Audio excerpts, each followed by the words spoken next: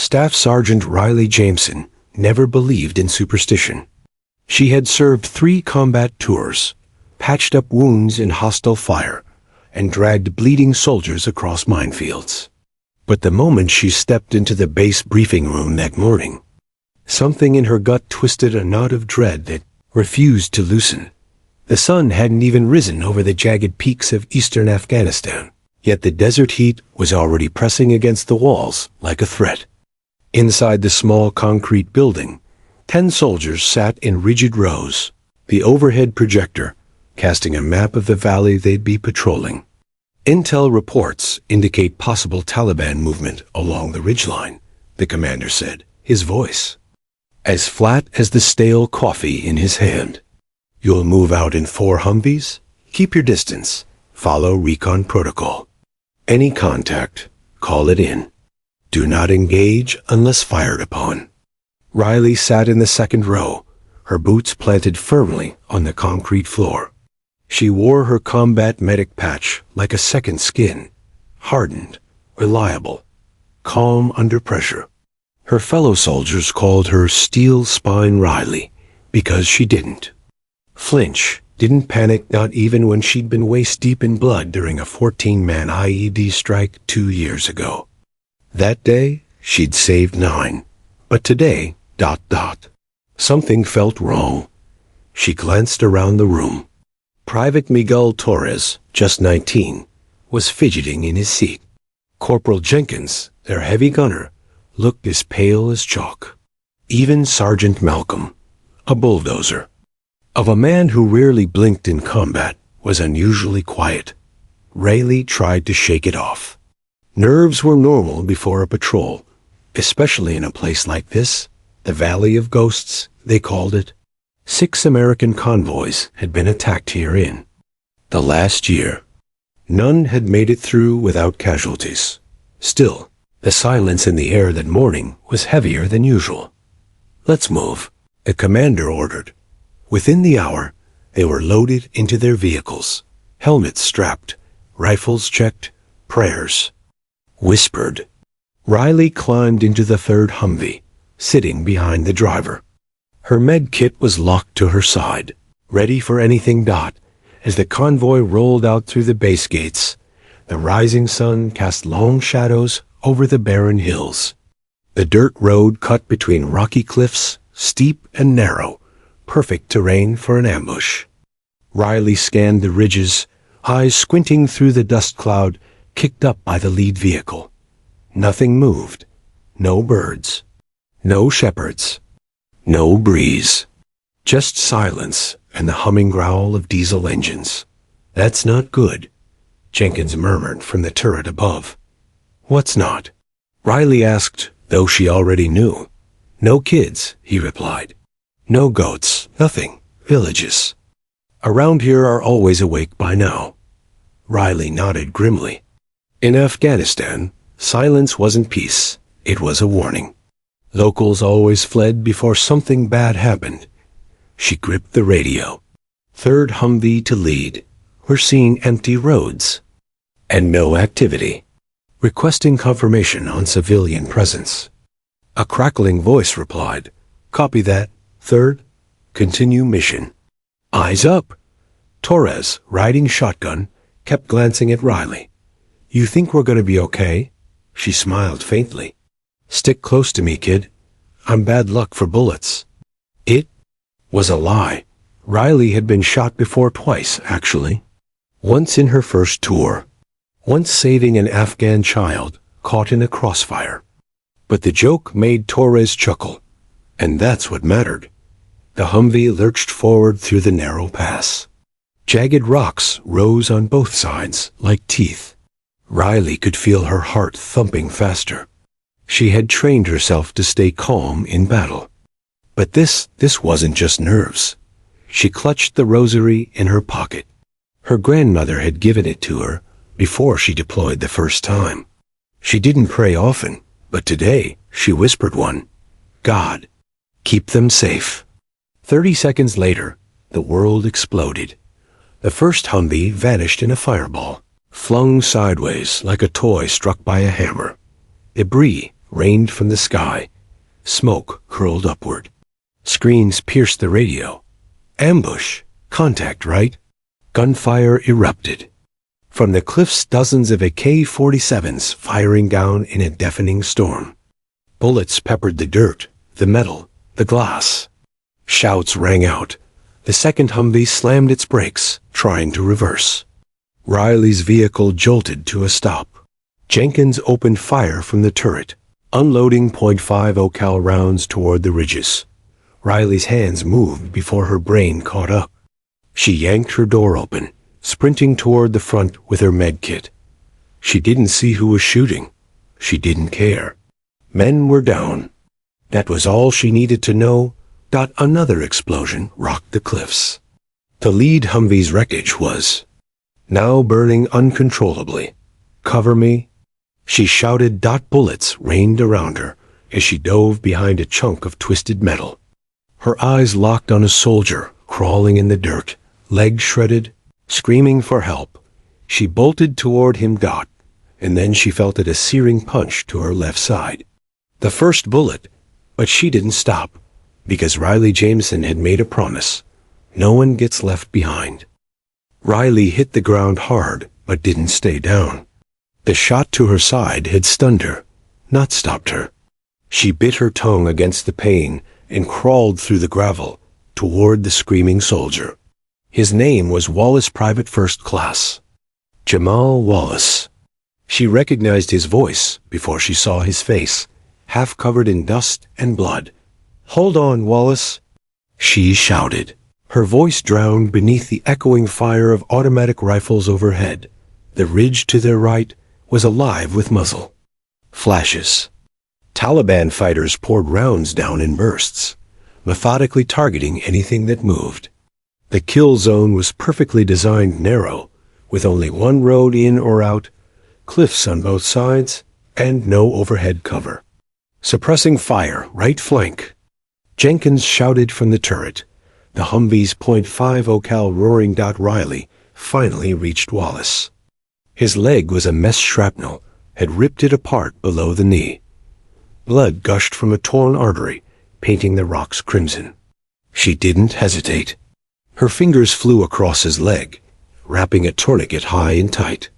His cries turned into gasps, then silence as he passed out from the pain. Then came the second shot. It tore through her left thigh like a fire-hot nail, spinning her sideways. She screamed through clenched teeth, adrenaline pumping harder now than the blood flowing out of her own body. "Riley, fall back!" someone yelled from behind cover. It might have been Jenkins, might have been Torres. She couldn't tell. Her vision. TUNNELED. But Riley didn't fall back. Instead, she threw Wallace over her shoulder like a sandbag and staggered toward the rear Humvee, limping through open fire. The bullets chased her like bees. She ducked behind a burned-out supply crate halfway across the path, breathing hard. Her arms were burning. Her thigh throbbed. Wallace's body sagged on her back, heavy, lifeless. Then she looked up and saw the next soldier. It was Torres. He was half crushed under the second Humvee, his torso still moving, eyes wide in terror. "Medic," he wheezed. "Hang on." Riley dropped Wallace behind cover and turned back into the kill zone, dragging herself toward the second soldier. That's when the third bullet struck her. It caught her in the shoulder, knocking her off balance, sending her sprawling into the dirt face first. Her helmet cracked against the rocks. Dazed, she blinked through grit and pain, forcing herself to move. Double quotes. "No, no," she muttered. "Not now. Not them." She reached Torres, who was pinned under the axle. His arm reached for her. "I don't want to die, Sergeant," he whispered. Barely audible. "You're not going to," she told him through gritted teeth. She wedged her good shoulder under the edge of the vehicle, braced her legs, and pushed with everything she had. Nothing. She tried again. Still nothing. Rage surged through her. "Get off him." She screamed and somehow the Humvee tilted just enough for her to drag Torres free. He was hurt bad. Broken ribs, blood seeping from his back. But a live dot. Then came the fourth shot. This one tore through her lower side, just above her hip. She cried out, staggered, nearly dropped him. "You're hit," Torres said, dazed. "Just a scratch," she lied. With every ounce of strength left, she carried Torres back across the field, bullets ricocheting around them. Dust exploded near her feet. Another soldier provided cover fire from the rear. Once she reached the ditch, near Wallace, she collapsed for a second, gasping for breath. Blood soaked her uniform. She could barely feel her legs. 2 soldiers saved. 2 more to go. Riley's hands shook. Her ears rang. But then she heard a muffled shout in the smoke. A voice calling for help. She looked toward the wreckage of the first Humvee, half consumed in flames. Corporal Ellis. Someone yelled from the turret. "He's still out there." Riley didn't hesitate. She rose again. Every step was agony. Her boots dragged through dirt. Her legs refused to bend. The flames from the Humvee singed the air, heat pressing against her face. And there he was, Corporal Ellis, slumped behind a boulder, his rifle out of reach, a long gash running across his face. His eyes widened when he saw her. "You look like—" "Hell," he croaked. "You should see the other guy," she replied weakly, grabbing his arm. She lifted him slowly, each movement pure torture. Her shoulder screamed in protest. Her hip sent waves of nausea through her spine. Still she carried him. Midway back, a bullet struck her again. 5th time now, this one grazing her lower back. It knocked her off balance, nearly sending both of them to the ground. She screamed, caught herself, and kept moving. Behind her, the firefight still raged. But more U.S. soldiers were arriving now, backup called in. Helicopter blades echoed faintly in the distance. But Riley didn't notice. She was already turning around. Again, one last time, that there was one more voice. One more soldier. She wasn't done yet. Not until they were all safe. Rayleigh's legs barely worked anymore, but her will was steel. She dropped Corporal Ellis beside the others behind the damaged barrier. 3 soldiers now breathing, barely conscious, all bleeding, but alive. Her own uniform was soaked in blood. There's hers who knew anymore. She didn't care. She turned back toward the smoke-filled battlefield without a word. A shout came from behind her. "Jenkins! Riley! Stop! You're hit! You've done enough!" She shook her head slowly. No words. Just purpose. Through the haze of dust and gunfire, she spotted movement.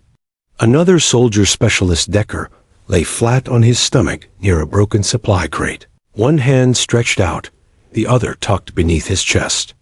He wasn't moving. Riley gritted her teeth and stepped out from behind the barrier. Once again, the kill zone was still alive. A few Taliban fighters remained on the ridge, their gunfire erratic now, but still deadly.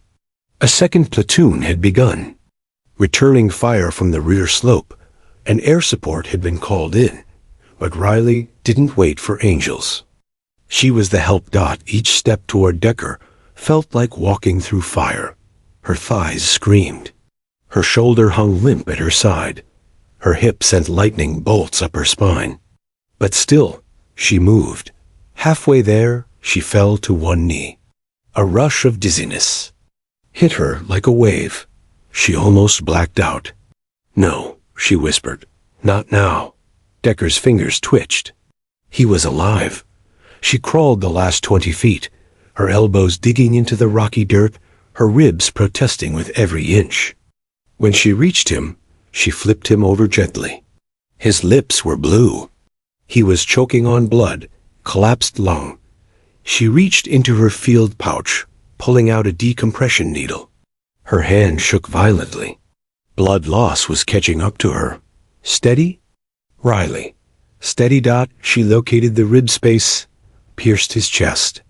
A gush of air escaped. Decker gasped, wheezing but breathing. She smiled faintly.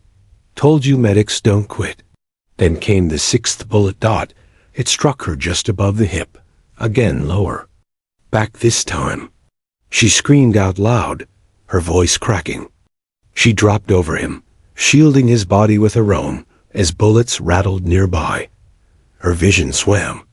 Just get him back, that's all. Just this one.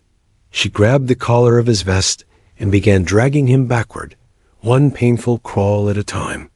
Battlefield blurred. She heard nothing but the rasp of her breath and the scrape of gravel. Her teeth clamped together so hard her jaw locked. She made it 5 feet, then 10, then 15.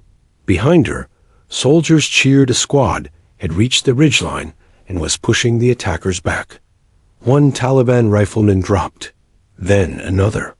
Then, silence. The ambush was over, but Riley didn't hear the victory. She was still dragging Decker, her body numb, muscles failing, blood leaking from 6 wounds. Her fingers slipped. She fell forward, face first into the dirt. She didn't move. Medic. Down. Jenkins' voice boomed from behind. 2 soldiers rushed forward, lifting Decker, grabbing Riley by the arms.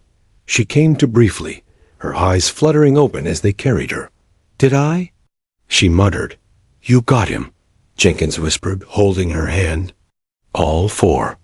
She nodded once, then passed out cold. Darkness wrapped around Riley Jameson like a wet blanket. For a few moments, there was nothing, no pain, no sound, no fear. Just black silence. Then the pain slammed back into her like a freight train. She jolted awake, gasping, her lungs burning. Somewhere nearby, voices shouted. The battlefield's chaos still roared, though distant now. She wasn't in a hospital, not yet. She was still in the valley, still on the ground, and she still had soldiers to protect. A sharp sting in her lower back reminded her 6 bullets. She shouldn't be moving. But she wasn't done. Through blurred vision, she saw the other wounded men. Wallace, Torres, Ellis, and Decker grouped together near the ditch she'd pulled them into. They were alive, all of them. Barely conscious, but breathing. Then she saw it, movement in the distance. A figure, creeping around the wreckage of the Humvee. One of the enemy fighters had circled around. He wasn't fleeing, he was hunting. Rifle raised, aimed directly at the cluster of wounded men. Riley didn't think. She moved. Still on her knees, she threw herself forward, dragging her broken body across the dirt like a rag doll. The wound in her thigh tore wider. Her shoulder screamed. Her back pulsed like it was on fire, but she kept going. The fighter raised his rifle, lining up his sights. Riley rolled over the men, throwing her body across all 4 of them, shielding them with her own bloodied frame. She didn't know which one he was aiming for, but she didn't give him a chance. Crack. The enemy bullet struck her in the shoulder blade and ricocheted through her vest. She didn't even cry out this time, just gritted her teeth and tightened. Her arms around the soldiers beneath her. Then, suddenly, a roar from above. Gunfire exploded. Boots pounded. The 2nd American squad had reached their position. They opened fire from the ridgeline, cutting down the enemy with pinpoint precision. The shooter dropped, silent, clear. Someone shouted. Riley didn't react. She was still, shielding the wounded, eyes clenched shut, jaw locked. Jesus Christ, a voice said, kneeling beside her. Is she alive? She tried to respond, but her throat was dry raw from screams and smoke. A medic checked her pulse. Faint. But she's alive. She covered them, said another soldier, stunned. Used her body as a damn shield. She's AF *****ing machine. Someone whispered. As they began to lift her. She opened her eyes and whispered one hoarse question. Are they ... okay? All of them, the medic said gently. Because of you. She nodded once, then lost consciousness. Again. When Riley woke again, she couldn't feel her legs. There was no battlefield noise. Now no gunfire, no shouting, just the low whir of distant helicopters and the wind rustling the valley. Her hearing was muffled, her head spinning like she'd been underwater for hours. A face hovered above her, young, pale, terrified. Sergeant Jameson? The private whispered, kneeling next to her. We got backup ... Choppers are coming. Riley blinked slowly. Then her eyes shot wide open. Is ... anyone out? She rasped ... The private hesitated ... double quotes. Well ... we think so. Commands pulling. Out the wounded. They're prepping for exfil. We just need to... Riley shoved herself up, ignoring the scream in her back. Her muscles locked. Blood smeared across her face and uniform. Her right arm was limp. Her legs trembled beneath her weight. Where's the count? She snapped. The private stammered. A 4 medevac. 2 Kier. Everyone else accounted. 4. Except ... Riley froze. Except? The word rang in her ears like a gunshot. Who? She demanded. The private pulled out a crumpled list from his pocket, shaking. Specialist Lance, last seen near the 2nd Ridge. He radioed in before the first IED. No one's found him. Riley didn't wait for permission. She stood. Pain split through her from neck to spine. Her knees buckled, and she fell to one side. The private lunged to catch her. No, ma'am. You need to lie down. You're barely alive. I don't care, she hissed through gritted teeth. He's still out there. She staggered forward, dragging her bad leg behind her, one hand clutching the ridge wall for support. The battlefield behind her was quiet now. Dust floated like smoke in the golden light of morning. But the other side of the ridge, where the ambush had started, was still dangerously exposed. She moved faster than anyone bleeding from 6 holes should have. Every inch of her body protested. Her breath came in shallow gasps. The blood loss blurred her vision, but her heart beat like a war drum. She found Lance's helmet first. It was lying next to a collapsed stone wall near the edge of the 2nd ridgeline. Then she saw the rifle, jammed halfway beneath rubble. And finally, half hidden under a broken wall, she saw him, Specialist Kyle Lance, his face pale, his chest rising barely once every few seconds.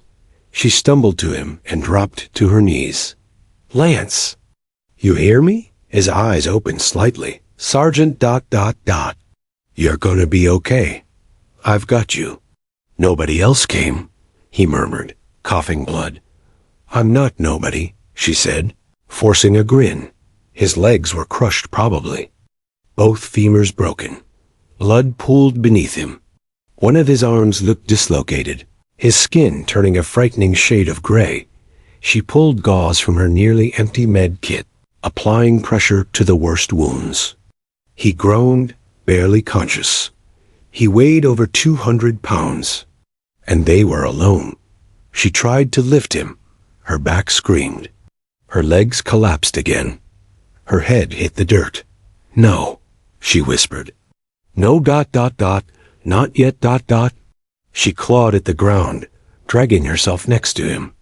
She hooked her good arm around his chest, locked her body to his, and began to move inch by excruciating inch. She had nothing left. No strength. No air. No light in her head. But she didn't stop, because Kyle Lance was someone's son. Someone's friend. And she had sworn that nobody under her watch would be left to die alone. She dragged him for over 40 feet through dirt and broken glass. Her elbows bled. Her fingers split open. Her lungs felt like they'd collapsed. Her vision narrowed to a pinpoint. She whispered to herself, over and over. Just a little ... farther. And then, finally, voices, real ones. Boots thundered up the path. Medics sprinted to her. The private had radioed for help. They arrived to find her collapsed on top of Lance, shielding him from the sun. She looked up at them one last time. "He's safe," she whispered. Then her body gave out. Riley Jameson finally lost the battle to stay awake. The inside of the medevac helicopter was chaos. Blood stained the floor. Monitors beeped wildly. Voices shouted over the roar of rotors. Two medics worked frantically over Riley's limp body, cutting through her shredded uniform, pressing gauze into 6 different bullet wounds. "She's crashing." One of them yelled, fingers probing for a pulse that kept slipping away. Another medic leaned over her, eyes wide. "She's ice cold? Where's all this blood coming from?" "She should be dead," the pilot muttered through the combs. But she wasn't, not yet. Strapped to the floor beside her, Specialist Lance groaned in pain, glancing sideways through blurry eyes. His voice barely rose above a whisper. "She saved us, ... All of us, ... In the second medevac flying parallel, Wallace lay half-conscious. Torres, with a collapsed lung and a shattered rib, clutched the fourth line like a lifeline. Corporal Ellis blinked into the spinning light overhead, murmuring Riley's name over and over. They had all been unconscious when the helicopter lifted off except Torres.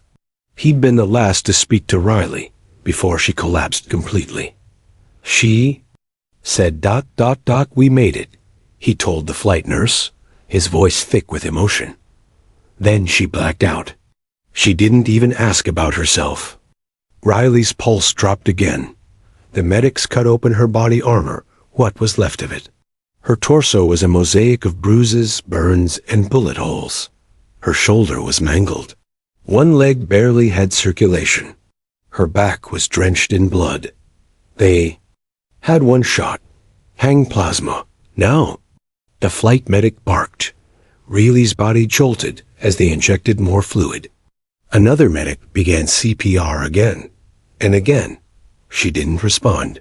For a terrifying second, there was only silence. The monitor flatlined. Then, a beep ... another dot. Then her chest rose. "She's back," the medic cried.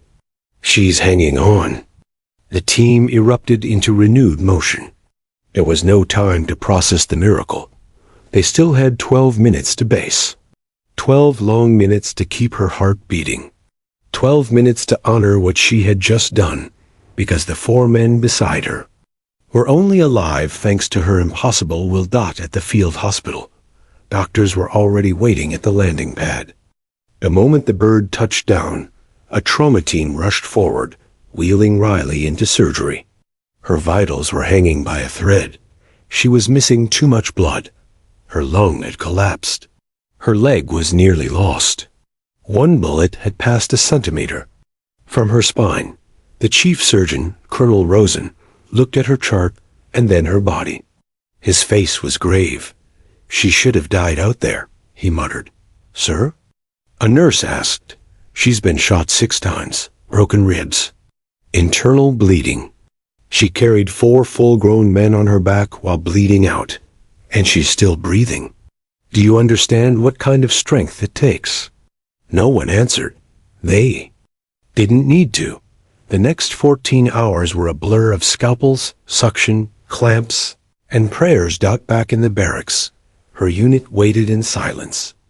Jenkins stared at the floor, his fists clenched. Torres lay in a recovery bed, face pale, eyes locked on. The door. Decker sat up despite the pain, whispering to the chaplain, "She can't die. She didn't carry us through hell to die here. No way." At hour 15, the door opened. Colonel Rosen walked out, exhaustion etched deep into his face. The men rose. "She's stable," he said. "She lost nearly all her blood. But she made it." There was silence, then cheers, then tears. Jenkins dropped to a bench and wept into his hands. Wallace, with one leg gone, raised his fist and whispered, "Told you she was a tank." Riley didn't wake up for 3 more days. When her eyes finally opened, the first face she saw was Specialist Lance. He was in a wheelchair, arm in a sling, leg elevated. But he smiled when he saw her eyes flutter. "You're awake," he said. She blinked slowly. Then, rasping, "Are you okay?" He laughed, wiping his face. "I'm fine. We're all fine. Because of you." She tried to sit up, winced. Tubes were everywhere. Her body felt like it had been through a war. Because it had. Where are the others? She croaked. "They're recovering. All 4. You got us all out." Riley stared at the ceiling for a long moment. Tears slipped from the corners of her eyes. She hadn't failed. She hadn't left anyone behind. The story of Staff Sergeant Riley Jameson spread like wildfire. Far beyond the valley where she nearly died. At first, it was just word-of-mouth, soldiers whispering in recovery wards, nurses crying in the halls, medics shaking their heads in disbelief.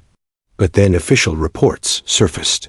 Photos, body cam footage, testimonies from the 4 men she'd saved. By the end of the week, Riley was no longer just a medic, she was a legend.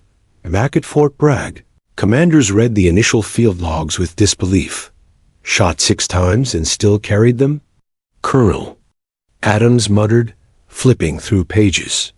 "Hell, I wouldn't believe it if I hadn't seen the footage." The Pentagon requested a full incident report. The Department of Defense sent an investigator to interview the survivors.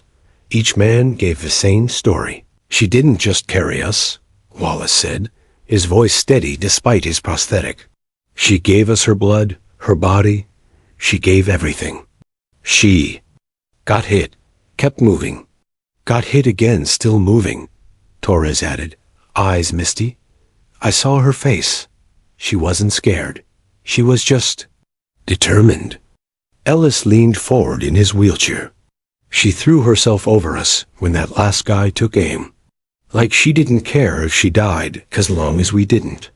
Lance, the last to be rescued, choked up. "I was alone, broken. I'd already accepted death. And then she showed up bleeding, limping, whispering, 'I've got you.' That's the last thing I remember before she passed out on top of me." Each statement only fueled the fire. Soon, her name reached Washington. The president requested a briefing. Congressional leaders demanded recognition.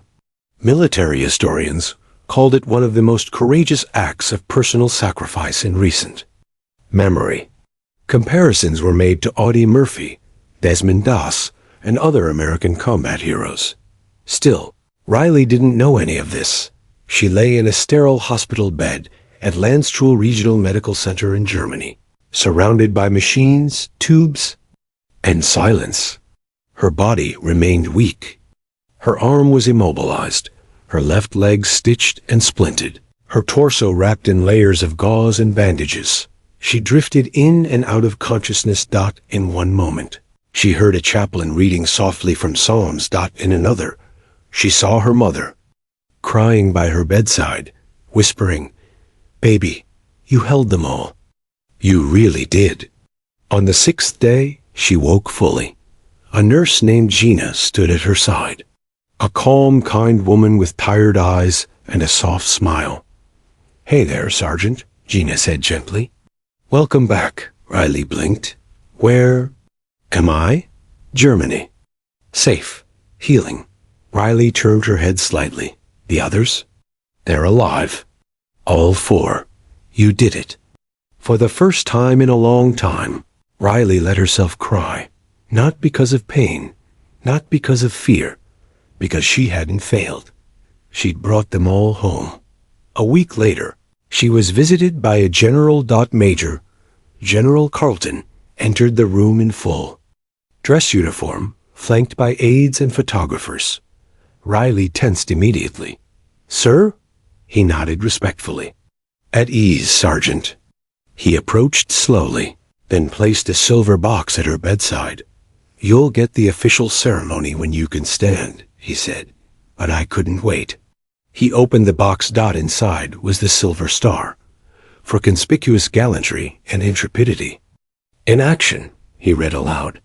"You carried 4 wounded men to safety under sustained fire, after being wounded 6 times yourself. Your actions saved lives and inspired an entire generation of soldiers." Riley stared at the medal, then shook her head slowly. "I didn't do anything special," she whispered. General Carlton leaned closer. "That's exactly why it matters." He left the box on her table, saluted, and exited the room. The nurses, silent the whole time, wiped their eyes. Riley turned to the window, watching the sun break through clouds over the German hills. She thought of the battlefield, of Wallace's screams, Torres's fear, Ellis's weight on her back, Lance's broken body in the dirt. And then she thought of the moment they were safe, the moment she knew they'd all made it. A miracle, people were calling it, but Riley knew better. It wasn't a miracle. It was the mission. 6 months later, a packed crowd filled the Pentagon's Hall of Heroes. The air buzzed with quiet reverence. Rows of polished boots stood at attention.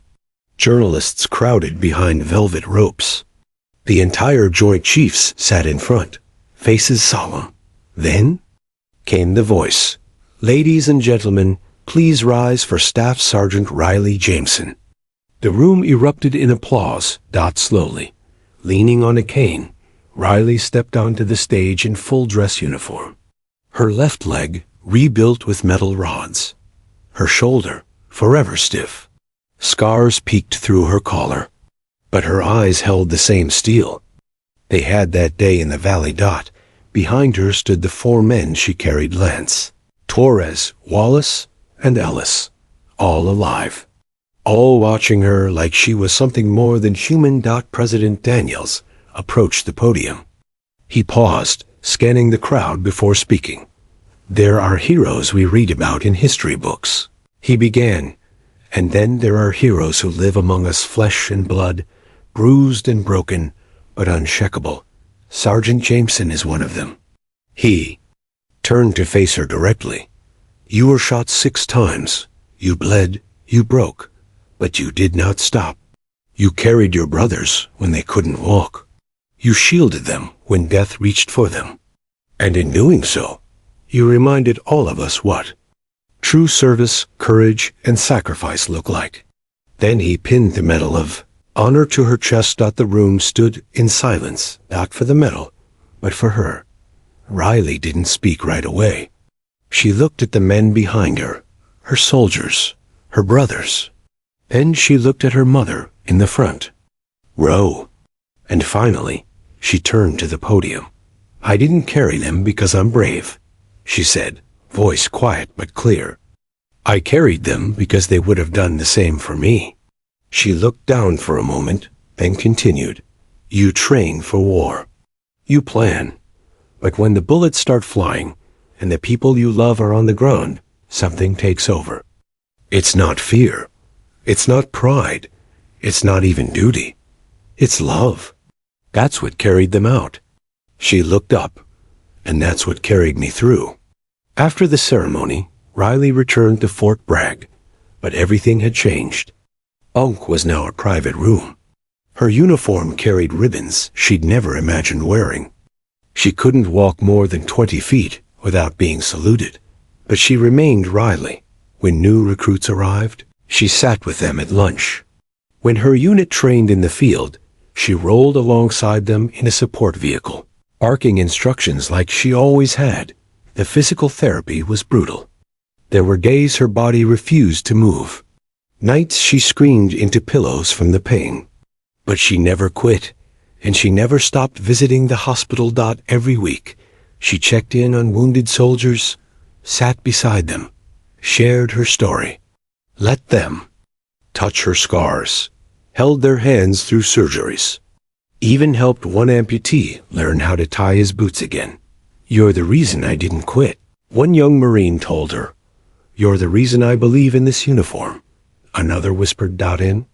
The spring, a documentary aired across national television. 6 bullets, 1 heart.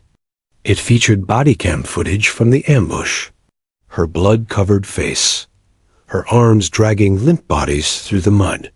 Her final collapse. The public wept. A statue was commissioned at the National Infantry Museum in Georgia. It showed a female medic, worn and bloodied, carrying 2 soldiers over her shoulders. At the base, an inscription. She didn't run from fire. She walked through it carrying others. Years later, Riley stood at a school auditorium in Chicago. She wasn't wearing a uniform, just jeans and a soft blue sweater. Her cane tapped against the gym floor as she walked. The students sat in silence as she spoke. "I don't care if you're a soldier, a student, or a stranger," she said. "When someone around you is falling, lift them. That's your job. That's your mission. Be the one who carries." When she finished, the kids leapt to their feet. One small girl ran up afterward, wide-eyed. "I want to be strong like you," she whispered. Riley smiled, bent down, and replied, "You already are." The end.